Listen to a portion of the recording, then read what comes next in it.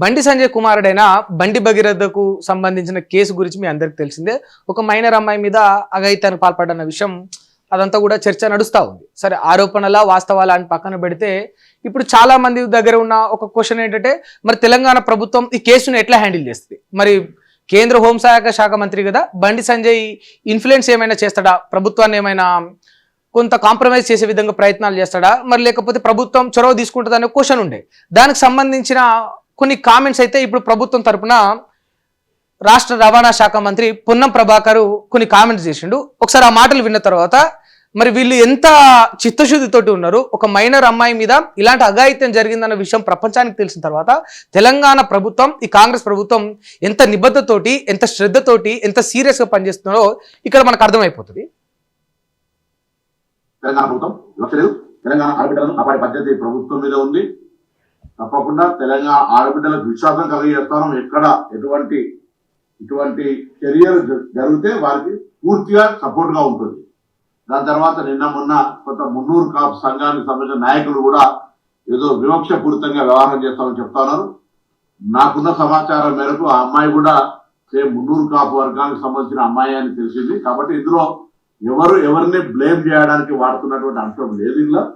కాబట్టి ఈ ముఖ్యమంత్రి గారు కూడా ఈ అంశం మీద విచారణకు ఆదేశించారు. నిన్న ప్రధానమంత్రి గారి ప్రోగ్రాం ఉండడం వల్ల అంశం లేదు ఇలా. కాబట్టి ఈ ముఖ్యమంత్రి గారు కూడా ఈ అంశం మీద విచారణకు ఆదేశించారు. నిన్న ప్రధానమంత్రి గారి ప్రోగ్రాం ఉండడం వల్ల అందరూ కూడా అదే ఏరియాలో ఉండడం వల్ల కొంత ఒక రోజు ఆలస్యం అయిండొచ్చు. కానీ అంత సింపుల్ ఎట్లా చెప్తారు నాకు అర్థం కాదు. కానీ ఒక 17 ఏళ్ల ఆడబిడ్డ ఈ కామెంట్స్ మీరు విన్నారు కదా. నిన్న ముఖ్యమంత్రి గారు కూడా ఆదేశాలు జారీ చేశారట, కానీ కొంత స్లోగా ప్రాసెస్ నడుస్తుందట. ఎందుకు? నిన్న ప్రధానమంత్రి సభ ఉండే కనుక అక్కడ పోలీసు వాళ్ళందరూ అక్కడే ఉన్నారు కనుక కొంత ఆలస్యం. అట్లయితే సార్ అంటే జనాలు అడుగుతున్నారు, బాధపడుతున్నారు, ఆశ్చర్యపోతున్నారు, విడ్డూరంగా ఫీల్ అవుతున్నారు. ఎందుకంటే ఒక 17 ఏళ్ల ఆడబిడ్డ తన మీద అఘాయిత్యం జరిగింది, తను మోసపోయింది, నష్టపోయింది, తన మీద రేప్ అటెంప్ట్ చేశాడు, రేప్ జరిగిందని చెప్పేసి పోలీసులకు ఫిర్యాదు అయితే ఇవాళ పోలీస్ యంత్రాంగం ఎందుకు స్లోగా ఉంది ఈ విషయంలో అంటే, నిన్న ప్రధానమంత్రి వచ్చిండు కనుక తెలంగాణ హైదరాబాద్ పోలీసులందరూ కూడా ప్రధానమంత్రి సభ దగ్గర ఉన్నారంటే ఎంత కామెడీ సార్. పోలీస్ స్టేషన్లన్నీ ఇంకా తాళాలు వేసుకొని పోలీసు వాళ్ళు అందరూ ప్రధానమంత్రి సభకు పోయినరా అని ఎద్దేవా చేస్తున్నారు జనాలందరూ. మహిళా కమిషన్ కూడా ఆశ్చర్యపోతుంది. మహిళా సంఘాలందరూ కూడా విడ్డూరంగా భావిస్తూ ఉన్నారు. వాళ్ళతో మాట్లాడితే వాళ్ళు అడిగే ప్రశ్నలకు సమాధానం కూడా చెప్పలేని పరిస్థితి ఇవాళ తెలంగాణ ప్రభుత్వం ఆ పరిస్థితిలో ఉంది. ఎందుకనంటే మీరు చెప్పే విధానం, మీరు చెప్పే సమాధానం ఏదైతే ఉందో అది చాలా కామెడీగా, హాస్యాస్పదంగా అనిపిస్తుంది. ఎందుకు అంటే ఇప్పుడు తెలంగాణలో ఇంతమంది పోలీసులు ఉన్నారు, ఎన్ని పోలీస్ స్టేషన్లు ఉన్నాయి, అన్ని పోలీస్ స్టేషన్లోని పోలీసులు అందరూ కూడా అక్కడికి పోయారా మొత్తం. ఇప్పుడు సరే పక్కన పెడదాం, పేట్ బషీరాబాద్లో తను ఫిర్యాదు అయింది. ఇప్పుడు పేట్ బషీరాబాద్ పోలీసులు అందరూ అక్కడికి పోయినరా మొత్తం స్టేషన్కి తాళాలు వేసి అనే ప్రశ్నలు వస్తున్నాయి. వాటికి ఏం సమాధానం చెప్తారు? ఒక 17 ఏళ్ల ఆడబిడ్డ, ఒక అమాయకురాలు, ఒక మైనర్ తన మీద ఇంత పెద్ద అఘాయిత్యం జరిగిందని కంప్లైంట్ ఇస్తే దాన్ని సీరియస్గా తీసుకోవాల్సింది పోయి, ప్రభుత్వం చొరవ తీసుకోవాల్సింది పోయి, ఒక స్పెషల్ టీంని పెట్టాల్సింది పోయి ఇప్పుడు స్పెషల్ టీంని పెడుతున్నాం అన్నారు. ఒక స్పెషల్ టీం దీని మీద వర్క్ చేస్తా అన్నారు. ఇప్పుడు అమ్మాయి కంప్లైంట్లో చెప్పిన విషయం కూడా చాలా స్పష్టంగా ఏముందంటే 3 నెలల క్రితమే కంప్లైంట్స్ కోసం పోలీసుల దగ్గరికి పోయినాం, అయినా కూడా ఎలాంటి స్పందన లేదు, పట్టించుకోలేదు, ఆ కేసును తీసుకోలేదని. ఇప్పుడు సుమోటోగా తీసుకోవాలి, దాన్ని చాలా సీరియస్గా తీసుకోవాలి కదా. ఎందుకు అనంటే ఇప్పుడు పోలీసు వాళ్ళు ఇప్పుడు ఏదో చేస్తున్నారు, ఇక మోడీ వెళ్ళిపోయింది, మీటింగ్ అంతా అయిపోయింది, కొంత ప్రశాంతంగా కూల్గున్నాం, సరే ఇప్పుడు కేసు టేకప్ చేస్తామనే ఈ నిర్లక్ష్యపు మాటలే ప్రజల్ని ఆశ్చర్యానికి గురి చేస్తున్నాయి. దాంతోపాటు ఇంకా ఇప్పుడు స్పెషల్ టీంని పెడతామన్నారు. అప్పుడు ఎప్పుడో దొంగలు పడ్డ 6 నెలలకు ఇప్పుడు కుక్కలు మురిగిన అన్నట్టు విధంగా ఇవి ఉన్నది. ఎందుకనంటే చాలా స్పష్టంగా చెప్తా ఉన్నా, 3 నెలల క్రితమే ఈ అమ్మాయి అక్కడ పోలీసు వాళ్ళకు ఫిర్యాదు కావడానికి పోయింది. తనకున్న ప్రాబ్లమ్ని అక్కడ చెప్పుకునే ప్రయత్నం చేసింది. కంప్లైంట్ చేద్దామని వెళ్ళినా కూడా కంప్లైంట్ తీసుకోలేని పరిస్థితి ఉందని చెప్పేసి బయటికి ఆ విషయాలు కూడా వచ్చినాయి.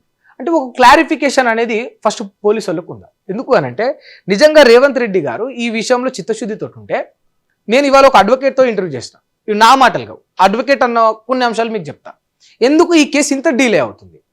ఇప్పుడు ఆ అమ్మాయి పెట్టిన అంశాలు ఏంటి ప్రధానంగా కేసులో అంటే, నేను ఆ అబ్బాయి ఓ ఫామ్ హౌస్కి వెళ్ళాం, తను నన్ను ఫామ్ హౌస్కి తీసుకెళ్ళాడు, అక్కడ బలవంతంగా మద్యం తాగించాడు, బలవంతంగా మద్యం తాగించి నా పైన రేప్ అటెంప్ట్ చేశాడని ఆ అమ్మాయి కంప్లైంట్లో చెప్పింది. ఇది క్లారిఫికేషన్. ఇప్పుడు పోలీసు వాళ్ళు ఏ విధంగా చేయొచ్చు సార్, మరి అమ్మాయి ఇట్లా చెప్పిందని నేను అడ్వకేట్ని అడిగితే ఆయన చెప్పిన అంశం ఏంటంటే ఇది క్లోజ్ చేయాలనుకుంటే క్లోజ్ చేయొచ్చు, ఎవిడెన్స్ వెలికి తీయాలని అంటే ఇన్వెస్టిగేషన్ చేసే వాళ్ళు ఈజీగా తీస్తారు, తీయొద్దు అనుకుంటే తీయరన్నారు. అది ఎట్లా పాసిబుల్ అవుతుంది అంటే ఆయన చెప్పిన ఆన్సర్ చూడండి. ఆ అమ్మాయి ఫలానా మోయినాబాద్ ఫామ్ హౌస్కు పోయిందని చెప్పింది. అది ఏ ఫామ్ హౌస్, ఏ డేట్ నాడు పోయిందో అక్కడ ప్రాంతంలోని సీసీ ఫుటేజ్ తీయచ్చు. ఇది కీ రోల్, కీ ఎవిడెన్స్ అవుతుంది ఆ యొక్క కేసుకి. నిజంగా అమ్మాయి చెప్తున్నట్టు వీళ్ళు ఫామ్ హౌస్కి వెళ్ళారా లేదా, నెంబర్ 1 క్వశ్చన్. వెళ్ళిన తర్వాత అక్కడ ఎంత టైం స్పెండ్ చేశారు, ఎప్పుడు బయటకు వచ్చారు, వీళ్ళు వెళ్తూ వెళ్తూ ఊరికేనే పోయారా, అక్కడ ఆ ఫామ్ హౌస్ పరిధిలో కూడా అక్కడ కూడా కొంత సీసీ కెమెరాలు ఏమైనా ఉంటాయి కదా వాళ్ళకి సంబంధించినవి. మరి నిజంగా మద్యం అనేది తీసుకెళ్లారు, ఆ మద్యం తాగించి బలవంతం చేశారని చెప్తుంది. మరి మద్యం అసలు క్యారీ చేశారా లేదా, ఉంటే ఇంకాస్త ఆ అమ్మాయి కేసుకు ప్లస్ అయ్యే విధంగా. ఈ విషయం పక్కన పెడితే కాల్ డేటా, నిజంగా ఏ టైంకి కాల్ చేశారు, ఆ అమ్మాయిని ఎవరు పిలిపించారు, అతనే పిలిపించాడా లేకపోతే అమ్మాయి ఇష్టానుసారంగా వచ్చిందా, అబ్బాయి మీద ఫాల్స్ అలిగేషన్ చేస్తుందా, ఒక కాల్ హిస్టరీ, ఒక కాల్ డేటా తీస్తే ఇక్కడే సగం ఆఫ్ కేసు అనేది ఇక్కడే ఎవిడెన్స్ దొరికేస్తుంది అని అడ్వకేట్ చెప్పడం జరిగింది. నిజంగా ఇది వాస్తవం కాదా అని ఒక సెకండ్ అనిపించింది. అంటే ముమ్మరం చేయాలి అని అనుకుంటే, ఒక ఆడబిడ్డకు న్యాయం జరగాలని అనుకుంటే పోలీసు వాళ్ళకు there is a lot of chances. ఆ సోర్సెస్ని వినియోగించుకొని ఎంత త్వరగా అంటే అంత త్వరగా తీసుకోవచ్చు కదా అనే విధంగా అడ్వకేట్ చెప్పడం మనం ఇక్కడ గమనించాలి. అందుకనే ఇప్పుడు తెలంగాణ గవర్నమెంట్ కానీ, రేవంత్ రెడ్డి కానీ, డీజీపీ కానీ, లేకపోతే పొన్నం ప్రభాకర్ కానీ ఎవరైనా సరే వాట్ ఎవర్ బాధితులకు న్యాయం జరగాలంటే ఇక్కడ చర్యలు తీసుకునే చర్యల విధానం అనేది స్పష్టంగా ప్రజలకు అర్థమయ్యే విధంగా ఉంటుంది. ఉదాహరణకి మొన్న కరీంనగర్లో పిఎంజే జ్యువెలరీలో ఒక ఘటన చూసాం. ఆ దొంగలు కాల్పులు జరిపి అక్కడ ఉన్న బంగారం ఆభరణాలు ఎత్తుకొని పోయి ఇక్కడ కాదు అక్కడ కాదు వాడెక్కడో గోదావరి ఒడ్డున బండ్లు పారేసి వెస్ట్ బెంగాల్కి పోయి అమ్ముకున్నాడు. కరీంనగర్లో జరిగిన ఆ బంగారాన్ని దొంగిలించి వెస్ట్ బెంగాల్లో అమ్ముకున్నోడిని దొంగలను పట్టుకున్నారు పోలీసు వాళ్ళు. మరి మన కరీంనగర్ బిడ్డేనా బండి సంజయ్ కొడుకు, ఆ అమ్మాయి కూడా మన తెలంగాణ బిడ్డే. మరి ఇద్దరు ఇక్కడ వ్యక్తులే, వెల్ నోన్ పర్సన్సే, బండి సంజయ్ కానీ వాళ్ళ కొడుకు కానీ. మరి వీళ్ళకి సంబంధించిన ఆధారాలు సేకరించడం పోలీసు వాళ్ళకి అంత కష్టంగా అయిందా? ఇప్పుడు ప్రధానంగా అంటే ఇప్పుడేదో కేసును ముమ్మరం చేస్తున్నాం, స్పెషల్ టీంను పెట్టామని గవర్నమెంట్ చెప్తుంటే చాలా ఆశ్చర్యంగా అనిపిస్తుంది. ఎందుకంటే ఇప్పుడు బండి సంజయ్ కొడుకు ఎక్కడ ఉన్నాడు? ఒక మైనర్ మీద రేప్ అటెంప్ట్ జరిగిందంటే ఇది పోక్సో కిందికి వెళ్తుంది కదా. పోక్సో కిందికి వెళ్ళినప్పుడు తక్షణమే ఆ అబ్బాయిని అరెస్ట్ చేయాల్సి ఉంటుంది, రిమాండ్కి పంపించాల్సి ఉంటుంది. ఎందుకంటే ఆధారాలు తారుమారు చేయకుండా, సాక్షులను భయభ్రాంతులకు గురి చేయకుండా తీసుకునే ఆ తక్షణపు చర్యలే రిమాండ్కి తరలించడం. మరి ఇంతవరకు అసలు బండి సంజయ్ కొడుకు ఎక్కడుండు? బేసిక్ ఇన్ఫర్మేషన్ ఏముందా? ఓ బంగారు షాపులో దొంగతనం జరిగిందంటే వెస్ట్ బెంగాల్కి పోయిందని చెప్పేసి 1, 2 కాదు, ఏకంగా మీరు చెప్తే ఆశ్చర్యపోతారు 18 బృందాలు పనిచేసినాయి బంగారం కోసం.